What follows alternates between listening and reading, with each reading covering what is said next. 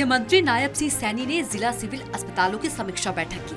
मुख्यमंत्री ने कहा कि उन्होंने सदन में राज्य भर के सभी सिविल अस्पतालों के आधुनिकीकरण और मरीजों के लिए आधुनिक सुविधाओं से सुसज्जित करने की घोषणा की है।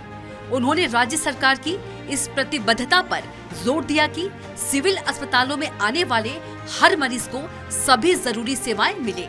उन्होंने कहा कि सभी सिविल अस्पतालों को उन्नत उपचार सुविधाओं से सुसज्जित किया जा रहा है, जिससे लोगों को इलाज के लिए निजी अस्पतालों में न जाना पड़े। मुख्यमंत्री ने जिला अस्पतालों में मरीजों के लिए उपलब्ध सेवाओं की भी समीक्षा की, जिनमें निजी कक्ष, सिटी स्कैन, अल्ट्रासाउंड, MRI, स्वचालित प्रयोगशालाएं, ब्लड बैंक और एक्सरे शामिल है। उन्होंने निर्देश दिया कि मरीजों को निर्बाध सेवाएं देने के लिए सभी मशीनों को अच्छी हालत में रखा जाए। उन्होंने इन मशीनों को प्रभावी ढंग से संचालित करने के लिए पर्याप्त कर्मचारियों की उपलब्धता सुनिश्चित करने की आवश्यकता पर भी जोर दिया।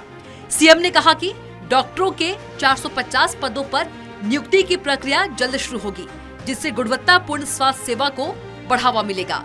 मुख्यमंत्री ने कहा कि वर्तमान राज्य सरकार ने सरकारी अस्पतालों में पर्याप्त संख्या में डॉक्टरों और पैरामेडिकल स्टाफ की उपलब्धता सुनिश्चित की है।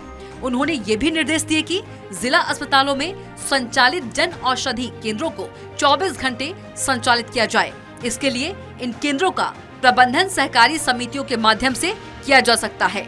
हरियाणा के स्वास्थ्य विभाग ने प्रदेश के सिविल अस्पतालों के आधुनिकीकरण की दिशा में एक ऐतिहासिक कदम उठाते हुए इन अस्पतालों को निजी स्वास्थ्य सेवाओं के मानकों के अनुरूप उन्नत करने के लिए एक परिवर्तनकारी पहल शुरू की है। ये पहल हरियाणा के मुख्यमंत्री नायब सिंह सैनी की गई बजट घोषणा को पूरा करने की दिशा में एक अहम कदम है। साथ ही सिविल अस्पतालों के बुनियादी ढांचे के नवीनीकरण के लिए सिविल अस्पतालों के शौचालय की मरम्मत से लेकर सफेदी और रंग रोगन करवाए जाए।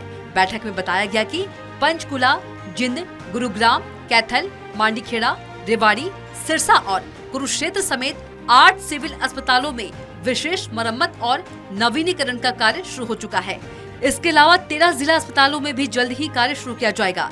इस योजना के तहत बिजली की मरम्मत, बेहतर लाइटिंग व्यवस्था और रोगी देखभाल और कर्मचारियों की कार्य कुशलता में सुधार के लिए विश्वसनीय AC शामिल है। आंतरिक सड़कों की मरम्मत और अस्पताल के संकेतों को ठीक करने जैसे व्यवहारिक सुधारों से आवागमन आसान होगा। अस्पताल भवनों के सुधारीकरण के साथ साथ अग्निशमन सुविधाओं को मजबूत किया जाएगा।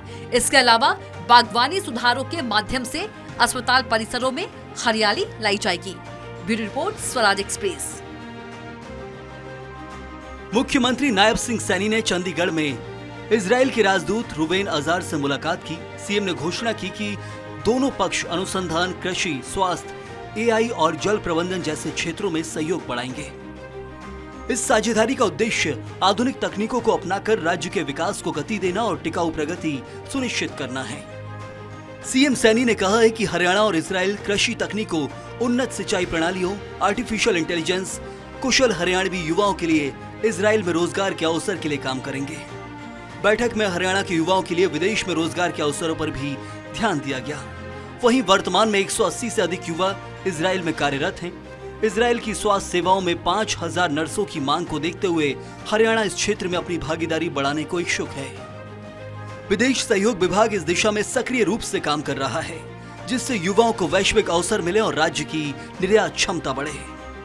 हरियाणा में एक वैश्विक AI केंद्र स्थापित करने का प्रस्ताव भी चर्चा का हिस्सा रहा। ये केंद्र युवाओं को AI कौशल में प्रशिक्षण देगा, स्टार्टअप्स को प्रोत्साहन देगा और तकनीकी नवाचार को बढ़ावा देगा। इसके अलावा इजरायली तकनीक का उपयोग कर वेस्ट वाटर को साफ करने, इसे सिंचाई और पीने योग्य बनाने पर भी काम होना है। आधुनिक सिंचाई तकनीकों को कृषि को और टिकाऊ बनाया जाएगा।